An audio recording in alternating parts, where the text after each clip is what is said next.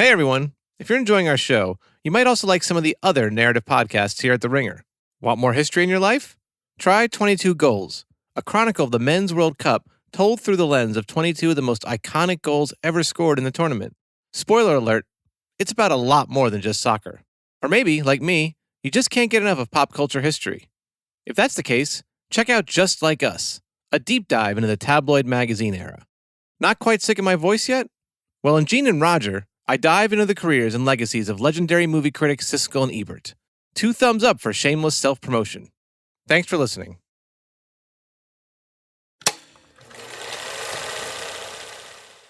To help understand why the Vietnam War and Vietnam movies dominated the 80s, we need to spend one last moment in the 70s.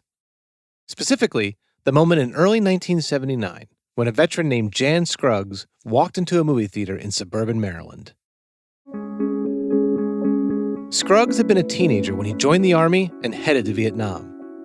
Not long after arriving, in May 1969, he was injured by shrapnel from a rocket-propelled grenade. Scruggs found himself under a tree, bleeding to death, his arm so damaged he couldn't fire his gun. I'm losing consciousness, and I'm looking down and seeing your body. There's a word for that. Well, that's happened to me, and I just kind of was floating up through the clouds, praying that I could get out of this mess. Scruggs was eventually rescued and spent the next few months in the hospital. He received a Purple Heart for his service, and by the late 70s, he was back in the U.S., working at the Department of Labor. When he had time, Scruggs would sometimes head out to the local movie theater. And so, on that day in 1979, Scruggs and his wife went to see a new film everyone was talking about, The Deer Hunter. Scruggs had watched plenty of war films, including a few about Vietnam, but The Deer Hunter felt different. He was especially touched by the film's ending, the same one that had divided some critics. When they're all singing God Bless America, it's so, touching, bring you to tears. Scruggs walked out of The Deer Hunter feeling shaken. He stayed quiet the whole drive home, and later had trouble falling asleep. In the middle of the night, Scruggs wound up in his kitchen. He was smoking pot at the time, to help with his post-traumatic stress disorder. He may have also had a drink or two. He can't really remember. But he began having flashbacks to the men he'd seen killed in Vietnam. At one point in the evening, Scruggs picked up a philosophy book and started reading. He began to think about the bigger role he and his fellow vets played in the world at large. Every society has super citizens. They get wounded fighting for their country. They put themselves in harm's way to save others. And these become a societal archetype. Scruggs had a thought. What about a memorial honoring those who put themselves in harm's way by fighting and dying in Vietnam? I didn't know how I was going to do it, but I decided to do it. And I had a long talk with my wife. She didn't think it was likely to succeed. That's being kind, and everybody else felt the same way. Over the next few years, Scruggs began an effort to raise millions of dollars for the memorial. Politicians pledged their support. Newspaper columnists urged readers to make donations, and a contest was held for the memorial's design. The winner, created by a 21-year-old Yale architecture student named Maya Ying Lin, featured 2 black granite walls that, together, formed a V shape. Critics sprang up immediately. One veteran called it a black ditch that made the war seem like an ugly, shameful experience. And there was opposition among right-wing commentators, some of whom felt the V shape was mimicking 2 fingers and a peace sign. A column in the National Review urged the Reagan administration to pull the plug on the design altogether. But Scruggs also saw an overwhelming show of support, from fellow veterans, from politicians, from the media. Finally, in November 1982, the memorial was dedicated at a ceremony in Washington, D.C. Etched on the 2 walls were the names of the more than 58,000 Americans who were killed in Vietnam, or who were still missing. Scruggs was there that day, speaking in front of thousands in the chilly fall air. He read a letter from another veteran, one that reminded the audience why a memorial like this was so important. For plaques and wreaths and memorials are reminders, and they would make it harder for your country to sink into the amnesia for which it longs. When he finished, A band struck up the same tune that had made Scruggs weep during the deer hunter.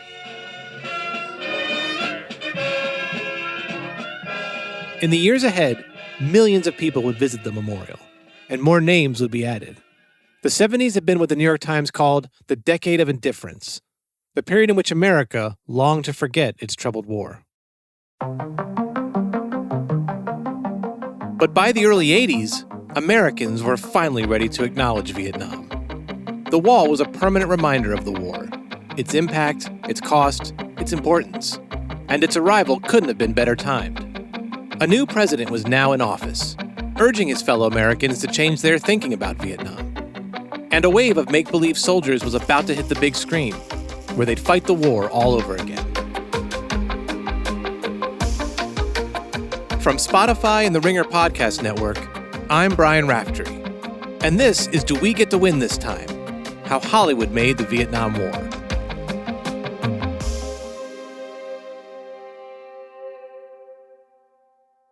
In the late 60s, right around the time Jan Scruggs landed in Vietnam, a young writer named David Morrell arrived at Penn State University.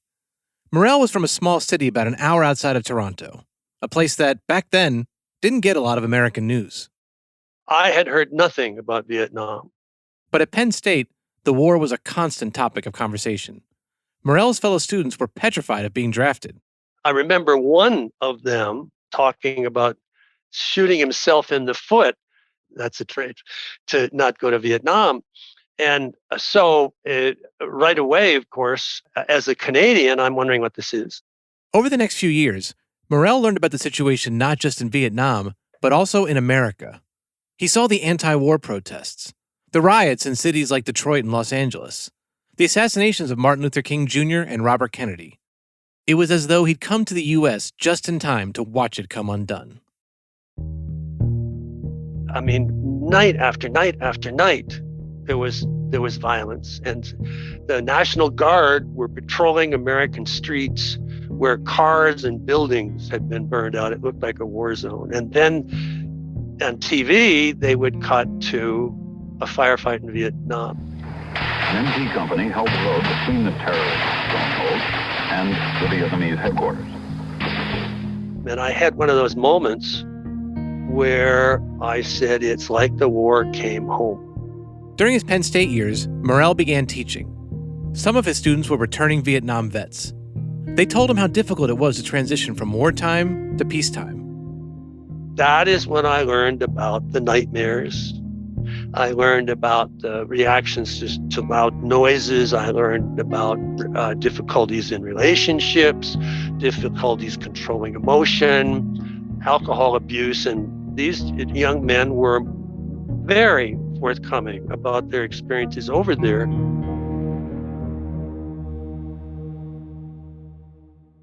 These experiences would influence a book Morrell was writing, one that would take his earlier observation, the war is coming home, and bring it to life. It was an action novel, one that follows a quiet Vietnam vet as he passes through a small town in Kentucky. That's where he butts heads with the local police chief, a Korean War vet named Teasel. The cops simply won't leave this kid alone, leading to a days-long chase through the woods, where the young vet uses his Green Beret skills to survive and to kill. Morrell's book had a great title, First Blood, but he had a harder time figuring out what to call his main character.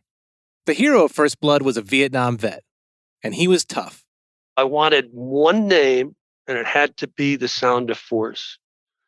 So I'd be writing, and then I'd have this blank for the name, and then there'd be blank for the name, and the manuscript looked really weird.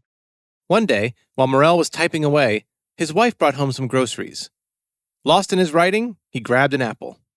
And she said, it's a Rambo apple. And I said, what?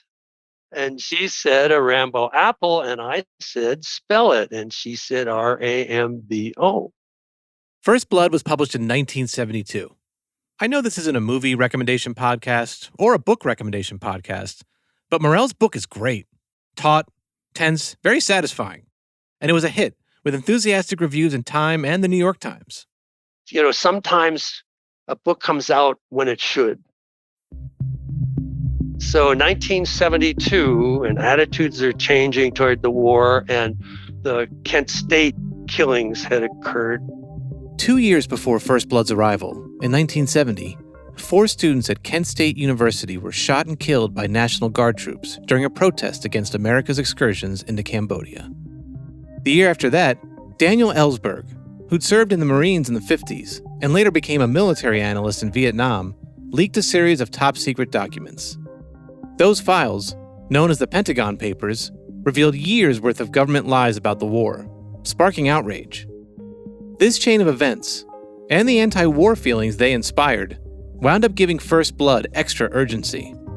The book was about a battle between 2 fed-up Americans from different generations. A disaffected Vietnam veteran who's almost like a war protester, and a establishment police chief. The 2 men's determination leads to a bleak, violent climax. I'm not sure if a 50-year-old book needs a spoiler warning, but in the final pages of First Blood, both Rambo and Teasel die, mutual victims of a bloody back and forth. The lesson is clear. There are no winners except the system.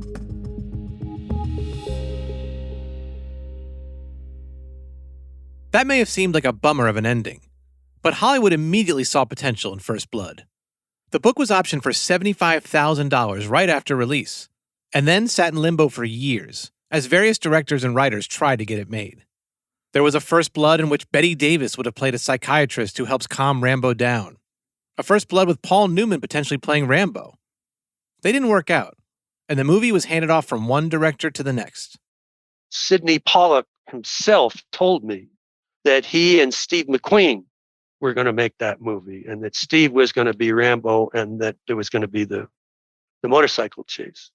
And then people, this so often happens, in 1975 now, they just remembered that Steve McQueen was in his mid-40s. Yeah, I was going to say, that is a very generous casting to have Steve McQueen play a young Vietnam veteran. Can't happen. McQueen, Pacino, Travolta. During the 70s, they'd all be considered for the Rambo role. But each time a director or screenwriter came close to cracking First Blood, it fell through. The story, the characters, they just seemed radioactive. An action flick in which the hero is a cop-killing Vietnam veteran who then dies at the end? Can't happen. But Morell's book eventually found its way to a pair of upstart producers, Mario Kassar and Andy Vajna.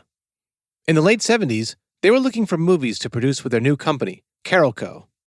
Kassar got a copy of Morell's book, which he loved, despite being unfamiliar with the war that had inspired it. I had no idea about Vietnam. Kassar was born in Lebanon and had spent several years in Europe. During that time, the war just wasn't on his radar. Nobody was following it, at least my age. So no idea what's going on, nothing, not interested, not involved, no politics, no nothing. And then by the time I came here, that was over, of course. But Kassar was moved by the story of a soldier fighting for his country, only to return home feeling unwanted. So Kassar and Vajna bought the rights from Warner Brothers and set out to make First Blood a reality. They found a director in Ted Kotcheff, a Bulgarian-Canadian whose filmography included everything from the football classic North Dallas 40 to the Jane Fonda caper Fun with Dick and Jane. And there was only one actor they wanted for the role. A guy who had experience playing tough-minded underdogs. A guy who could convey years of pent-up frustration without a whole lot of dialogue. A guy who could definitely get ripped for the role. Sylvester Stallone. Yo, Adrian, you did it! At the time, Stallone was one of the biggest stars in the world. To play Rambo, he would have to be wooed. Extensively. Stallone knew plenty of actors had turned down the role of Rambo. And as he later explained in a DVD commentary track, he worried the movie was cursed. I thought it was a disastrous idea. I didn't want to do it at all. To win him over, Kassar started hanging out with Sly, trying to sell him on playing Rambo. It was taking forever. And then he had a sailboat and said, I love sailboats, which is not true. I don't like sailboats. And he's a gun lover. So, I love guns, not true. Still, Kassar wanted to impress Stallone. And soon enough, he found himself on a boat, holding a gun. But like an idiot, I'm like shooting. Fuck, I heard a bell ringing for a week. I couldn't hear from my left ear. But I didn't say anything. I acted like everything is cool. And I went home and said, what the fuck, what an idiot I am. But that outing, not to mention the huge paycheck that was dangled in front of Stallone, helped convince him to take the role. Nearly a decade after Morell's book had been released, the movie version of First Blood was finally a reality.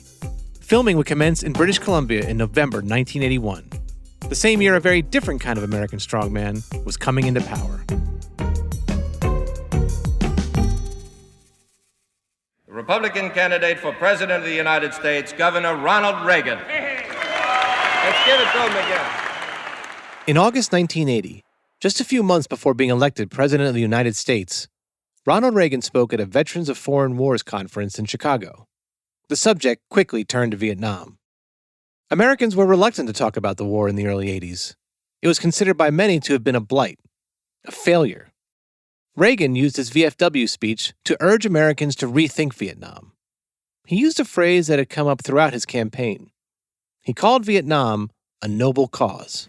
We dishonor the memory of 50,000 young Americans who died in that cause when we give way to feelings of guilt, as if we were doing something shameful.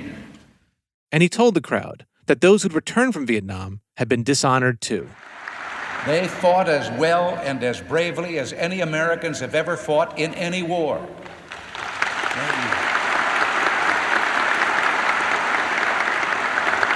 They deserve our gratitude, our respect, and our continuing concern. Vietnam had been a Reagan talking point for years. In 1975, Congress had refused to support Gerald Ford's plan to give South Vietnam hundreds of millions of dollars in aid. Americans pulled out that spring, and Saigon soon fell to communist forces. At the time, Reagan had just ended an 8-year stint as governor of California. He'd been speaking out against communism since his movie star days. In 1947, Reagan served as a friendly witness for the House Un-American Activities Committee, the congressional group investigating communist activity in Hollywood. Years later, as governor of California, he'd been disgusted by the anti-war movement. Here he is in 1969, dressing down staffers at UC Berkeley after students and police clashed on campus in what became known as the People's Park riots. Some of you who know better and are old enough to know better, let young people think that they had the right to choose the laws they would obey as long as they were doing it in the name of social protest. Reagan believed communism was already infecting the U.S., and he wanted to put an end to it. So when he saw American forces withdrawing from Vietnam in 1975, he was appalled. In his view, the war had been justified, but poorly executed. Reagan put the blame squarely on Congress, accusing it of having, quote, blood on its hands. His message to Americans in the 70s was simple. Your country didn't let you down. Washington did. Reagan would push this idea while running for president, and after winning office in 1980, he had an even bigger platform to express his frustrations about the war. Here he is at a Vietnam Veterans ceremony in November 1981, during his first term in office. In his speech, Reagan implies the troops in Vietnam could have been victorious, had they not been defeated by their own government. Millions of young Americans, when they were called upon, did their duty and demonstrated courage and dedication in the finest tradition of the American military in a war they were not allowed to win. By this point, Vietnam had been over for more than 5 years, and Reagan was starting a new administration and a new decade by dredging up memories of a controversial war. But he knew America was finally ready to confront Vietnam. Keep in mind, he gave this speech right around the time Jan Scruggs was raising millions of dollars for the memorial wall, a sign that the national mood was shifting. It was almost as if Reagan were trying to write a new ending for Vietnam. It wouldn't necessarily be a happy one, but it would reinforce his idea that the war had been a noble cause. And Reagan would get help in writing that ending, thanks to the very same town that had launched his career, Hollywood. From the first day of filming, it was clear First Blood was going to be a tough shoot. Early on, Sylvester Stallone broke a rib while trying to jump into a tree. Just one of the many minor calamities that took place during the shoot in British Columbia. Cast members suffered injuries from knives and explosives, and at one point, about $50,000 worth of guns, AR-15s, M16 shotguns, were stolen from a truck. But in front of the camera, things looked more promising. Kotcheff had recruited a pair of tough guy character actors to serve as Stallone's sparring partners. Richard Crenna stars as Troutman, a colonel who trained Rambo and who's trying to keep him under control. He winds up clashing with Teasel, the angry local police chief, played by Brian Dennehy. Their first meeting does not go well. By this point in the film, a local police officer has died after falling from a helicopter in pursuit of Rambo, and Troutman warns Teasle that things are only going to get worse. Rambo's a civilian now. He's my problem. I don't think you understand. I didn't come here to rescue Rambo from you. I came here to rescue you from him. In First Blood, the big screen Rambo finally gets a first name, John. The action also switches to a new location, the Pacific Northwest. The biggest change to Morell's book, however, had to do with the ending. In the final moments of First Blood the movie, Rambo is holed up in a sporting goods store. Teasle's been shot by Rambo, but he's still alive. Stallone and Kotcheff had agreed that their hero wouldn't be a killer. But the cops are closing in on Rambo, and Troutman is begging him to give up. It's over, Johnny. It's over! Nothing is over! Nothing! You just don't turn it off! It wasn't my war! You asked me, I didn't ask you! There was even a line echoing Reagan's 1981 speech about Vietnam, a speech that had taken place just weeks before First Blood began shooting. And I did what I had to do to win, but somebody wouldn't let us win! It's a long, impassioned, all-over-the-place monologue, one that ends with Rambo in tears. He talks about watching his friends die, about being spit on by Americans when he came home, about not being able to hold down a job. According to his commentary track, Stallone rewrote the ending speech himself after talking with several Vietnam vets about their post-war experiences. Rambo was broadcasting all of their lives at once. But he's got so many ideas locked up in his brain. He's been so silenced by society and in his own anger that he can't put it together. But deciding what should happen after that scene caused some tension. Morell's book ended with both Rambo and Teasle dead, and the big screen version was supposed to conclude with Rambo pleading with Troutman to kill him. If I gotta die, I want you to do it. Don't let them do it.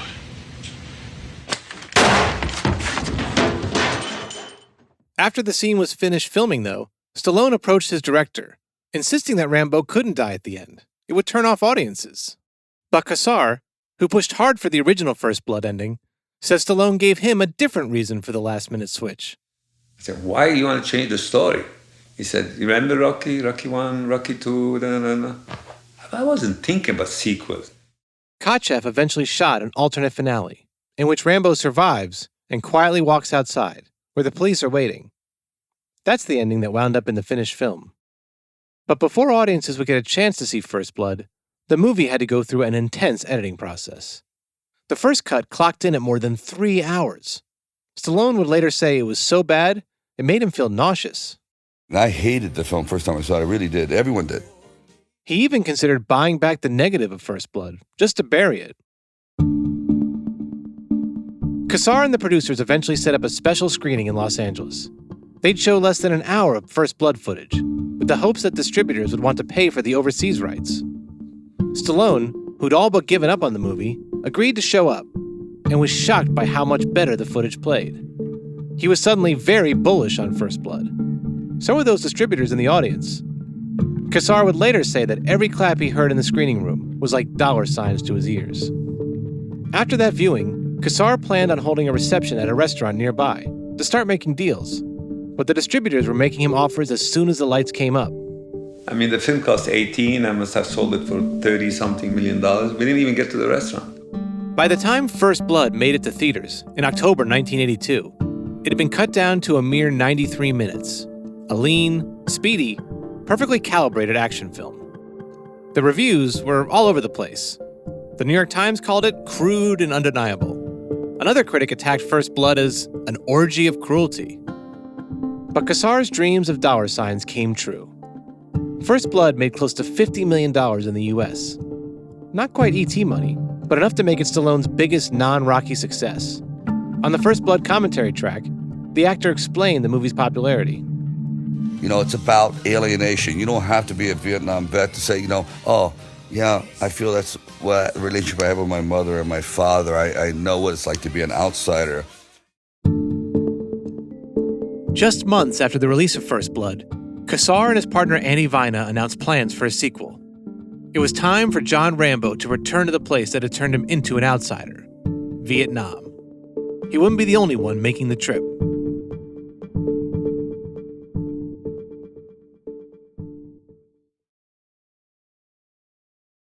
A few months after the surprise success of First Blood, the marketing team at Paramount Pictures was facing a strange challenge.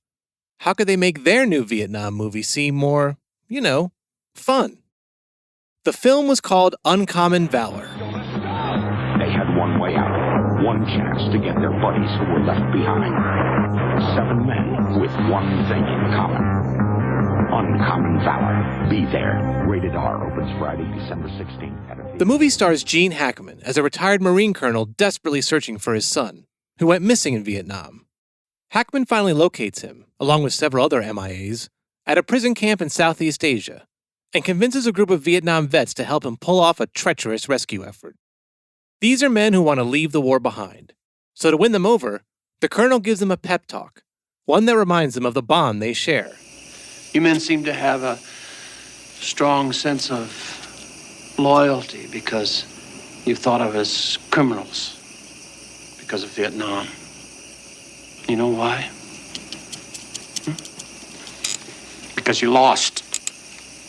And in this country, it's like going bankrupt. You're out of business. Uncommon Valor was director Ted Kotcheff's follow-up to First Blood.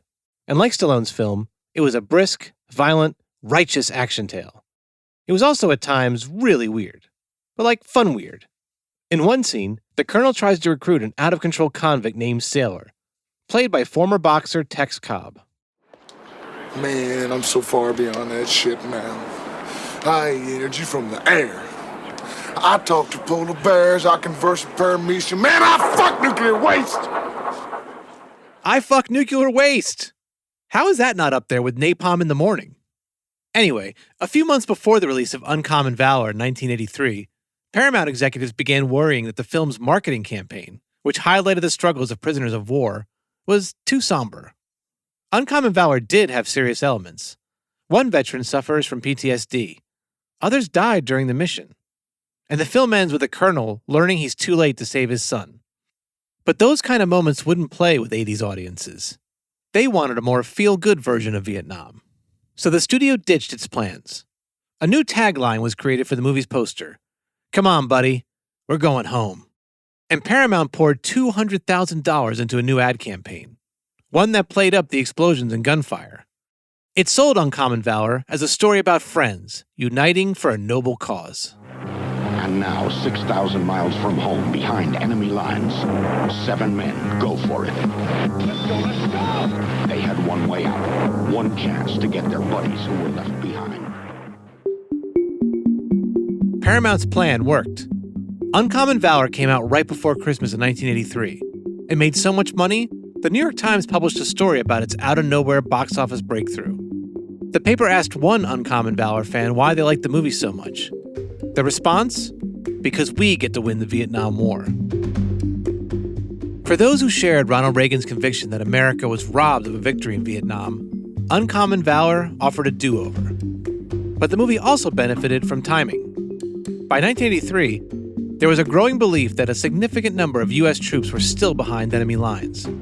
Earlier that year, Reagan had even pledged that his government would investigate the nearly 2,500 men who were believed to be either prisoners of war or missing in action. I should point out that even back then, there was a lot of debate about that figure. And in the years ahead, the missing in action theory would be contested by scholars and academics. But in the early 80s, the notion that there were forgotten survivors of Vietnam was irresistible to millions of Americans. And to Hollywood. James Braddock has returned.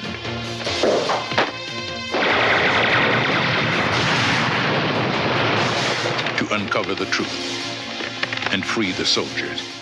By 1984, interest in Vietnam POWs was so strong, Chuck Norris was able to launch an entire franchise around it. We're going home? Missing in action. Damn right. Norris was soft-spoken and hard-kicking, a martial arts expert who'd become a bankable action star in the 80s. Norris modeled his career on his idol, John Wayne, whom he referred to as, quote, his substitute father. Like Wayne, Norris often played stoic, no-nonsense fellows who were good in the fight. In Missing in Action, Norris plays Braddock, a former prisoner of war plagued by nightmares of Vietnam. So he decides to return to the country to free a group of American captives. While back in Vietnam, he squares off with old enemies, like a colonel played by the great James Hong. Is it not true that during the war there was a price on your head of 5,000 American dollars? Braddock gives him a cold look. It was more like 20,000. For your war crimes, of course. For killing assholes like you. Norris had a personal connection to Vietnam. His brother Wyland Norris was a private in the Army who was killed in the war in June 1970. Wyland had volunteered to lead a patrol into the jungle and soon realized his team was walking into an ambush. Chuck Norris described the circumstances of his brother's death in an interview with Dick Cavett in 1993. He saw them getting ready to fire on his patrol, and he yelled back to warn them to duck. And when he did, well, then they focused their artillery on him. In that same interview, Norris described how his own feelings about the war had evolved over the years. When the U.S. first got involved in Southeast Asia, he was all for it. "I'm one of those ultra-patriotic type guys," he told Cavett. But Norris eventually came to believe that America's efforts in Vietnam had been doomed. And I think it was a mistake we made. I think it was a war that could not be won. And we just have to avoid those in the future, wars that don't serve a strong enough purpose. It would be a stretch to say that Norris's anti-war feelings can be found in Missing in Action. I mean, its most famous scene features Norris rising from the water in slow motion as he guns down countless Vietnamese soldiers. But like Stallone in First Blood, there's a lot of sadness in Norris's performance. Braddock spends a good chunk of the movie wandering around Saigon, looking genuinely pained by what he did in Vietnam, and by what he'll have to do again. Missing in Action was a decent box office hit, one that found Norris a devoted following in video stores, and led to a pair of Missing in Action sequels. He was still making Braddock films when he attended a Veterans Day ceremony at the Washington Memorial in November 1986. Wyland Norris is one of the tens of thousands of names written on the wall. And on a cold, drizzly day, Chuck Norris sat quietly near the podium, watching speeches from Jan Scruggs and John Kerry. During the ceremony, veterans' family members approached the actor and handed him bracelets with the names of their missing loved ones. Norris didn't address the crowd that day, but he did spend time at the wall, where he turned away from the cameras and began to weep. As he explained later, his feelings had been building up all day, not just about his brother, but about the men who'd come back from Vietnam and had felt unloved by their country. As Norris told a reporter, "We're trying to make up for it."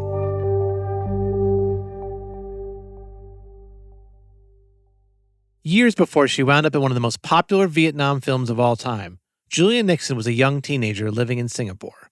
Her stepfather was from the U.S., and Nixon slowly became aware of the war that had divided America. You know, I would say that I am a child of the 70s, so Vietnam was my generation. Even at a young age, Nixon had heard about something called the domino theory.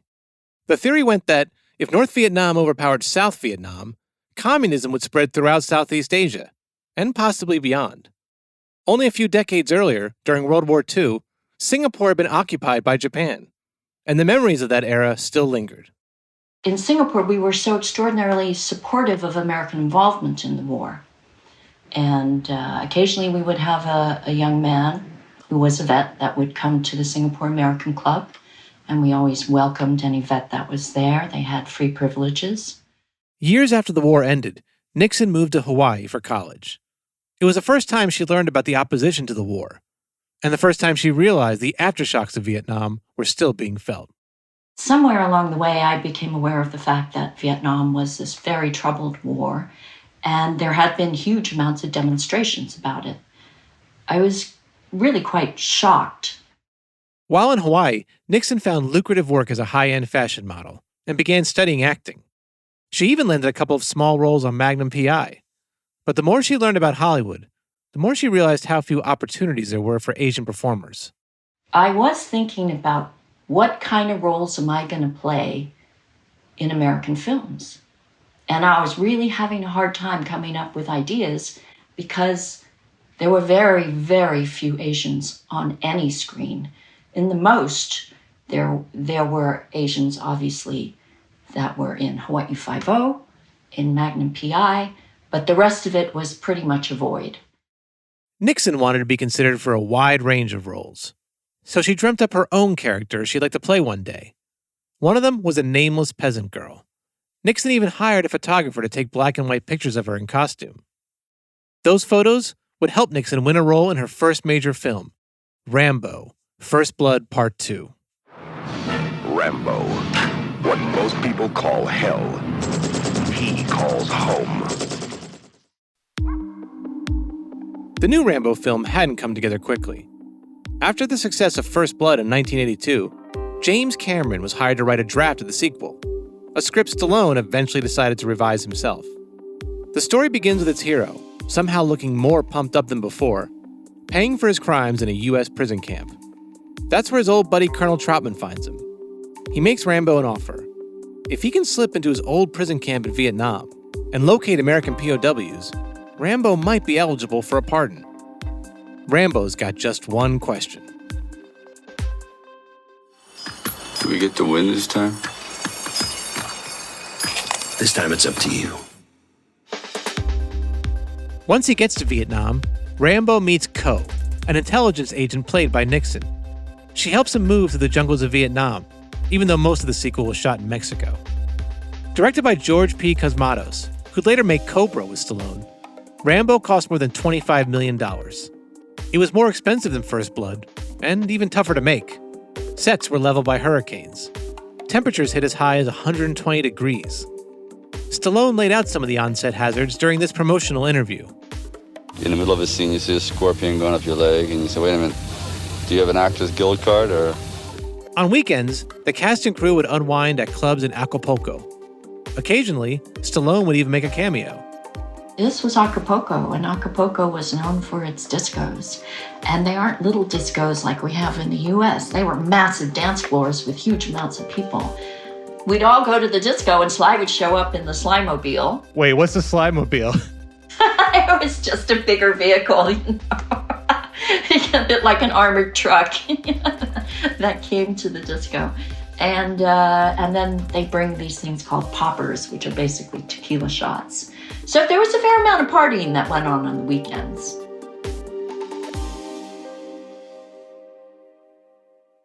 In Rambo, Stallone's character has more muscles, more lines, and more enemies. It's not just a stubborn lawman after Rambo, it's the whole world.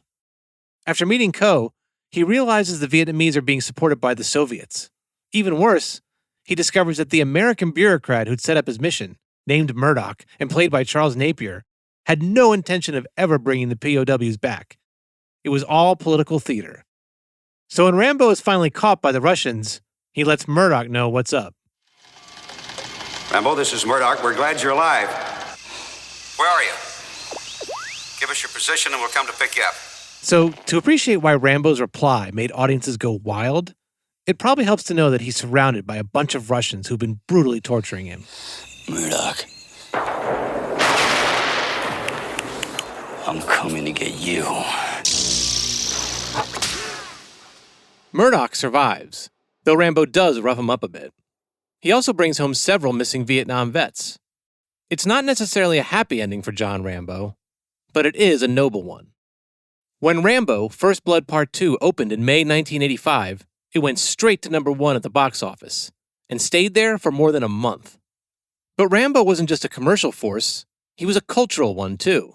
Johnny Carson, Mad Magazine, Weird Al, they all spoofed Rambo's oiled-up physique and fed-up worldview. There were also Rambo toys, aimed at kids who were too young to see the movie and who likely weren't even alive during Vietnam. The commercials for the Rambo action figure even came with an upbeat theme song.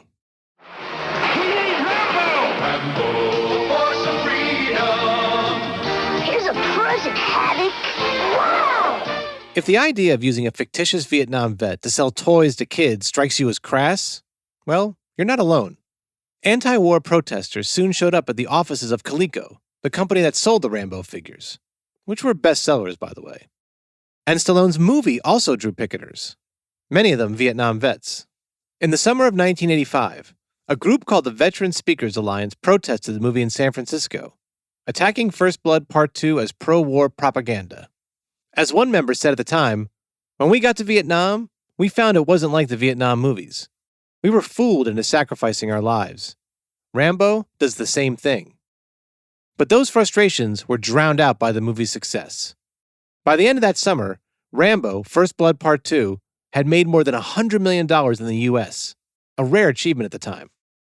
The film was so popular that along with missing in action, it minted a whole new genre, the vetsploitation movie. In the 80s, video store shelves would get weighed down by action flicks in which buff veterans blast their way to survival. Movies with titles like Strike Commando and Deadly Prey. A film so violent it cannot be rated. Viewer caution advised. Killer and teacher face off in a final battle. Only one can survive in Deadly Prey. But no one co-opted the success of First Blood Part 2 like Ronald Reagan. Shortly after the film's release, in late June 1985, nearly 40 American hostages were freed from Beirut, the end of an ordeal that had gripped the country. Reagan, who just held a private screening of the movie at the White House, addressed the nation afterward. That's when a microphone caught him making an offhand joke. "Boy, after seeing Rambo last night, I know what to do the next time this happens." 2 months later, Reagan was in the middle of a fight over tax reform. Speaking to a crowd of more than 15,000 in Missouri, he quoted Rambo directly. "I'm reminded of a recent, very popular movie. And in the spirit of Rambo, let me tell you, we're gonna win this time." Speaking to The Hollywood Reporter in 2022, Stallone said he never intended for Rambo to be a political character. "Rambo is totally neutral," he said. "He doesn't even live in this country. He feels scorned by it." But in the imaginations of many Americans, Rambo and Reagan were a perfect match. They saw both men as tough-talking patriots who wouldn't back down. A popular 80s poster featured Reagan's grinning face plastered on Rambo's muscled body, his machine gun firing. Its title? Ronbo. At one point, a gleeful-looking Reagan was photographed holding a sign that read, "Rambo is a Republican." And one of those Mad magazine covers depicted the two men making plans while looking at a map of Central America, with Rambo toting a bazooka. The response surprised many of those who made the movie, including Mario Casar. But I wasn't into politics. Republican, Democrat, I wouldn't know the difference. Now I know the difference and I'm tired of all of it. But it's easy to understand why Reagan saw Rambo as an ally. Here was a president who believed Vietnam could have been won, if only the government had gotten out of the way. And here was a Vietnam super soldier given another shot at victory, and who took down the bureaucrats who wouldn't let him succeed. Both men wanted a Vietnam that didn't end in regret. And by the mid-'80s, a time when millions of Americans were visiting the wall, sorting out their own feelings about the war, they weren't alone. But it makes me wonder, did Reagan really pay that close attention to First Blood Part 2? Because he doesn't really win this time. Sure, he frees several Vietnam POWs, but Rambo also learns that his government has deceived him and his fellow soldiers. And he watches Coe, the first person Rambo's felt connected to in years, die in a violent firefight. At one point in the movie, the two have a quiet conversation in between battles. Coe asks Rambo why he was chosen for the mission. I'm expendable. Expendable. What mean expendable? It's like if someone invites you to a party and you don't show up. It doesn't really matter. Later, right before she dies, Coe tells Rambo he's wrong. Rambo, you're not expendable. It's a quick line, but one that people have been quoting to Nixon for nearly 40 years. The irony is, Coe gives the line to him, "You're not expendable," and she's the one that ends up dying. Because in this war, part of the problem was the people that didn't deserve to die do end up dying in Vietnam, because that is what happens in war. It's not just unique to Vietnam, but everybody suffers. Next, on Do We Get to Win This Time? There was some caste tension when you're with that many people. Everybody don't have to like each other. As a matter of fact, I don't give a shit whether you like me or not. But what I do demand is respect. What does it feel like to be hit by shrapnel? What does it feel like to be hit by a bullet? What I found was that they were assimilating this. They were soaking it up like sponges. It was a tsunami of repressed feelings, like how we don't have to be this phony patriotic stories that we're doing. We don't have to tell lies. Why don't we tell the truth? This is Do We Get to Win This Time? How Hollywood Made the Vietnam War. Written and reported by me, Brian Raftery. The executive producers are Bill Simmons, Juliet Littman, and Sean Fennessy. Our story editor is Amanda Dobbins. The show was produced by Devon Manze, Mike Wargon, and Vikram Patel. Fact-checking by Dan Comer. Copy editing by Craig Gaines. Talent booking by Kat Spillane. Sound design by Bobby Wagner. Mixing and mastering by Scott Somerville. The music in this series comes from Epidemic Sound and Blue Dot Sessions. Art direction and illustration by Davis Shoemaker. Thanks for listening.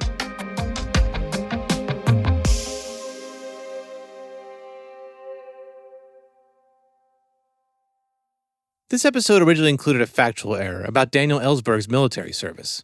We described him as a Vietnam vet, when in fact, he was a military analyst who was in Vietnam, but not as an enlisted soldier. We've updated this episode to reflect that correction.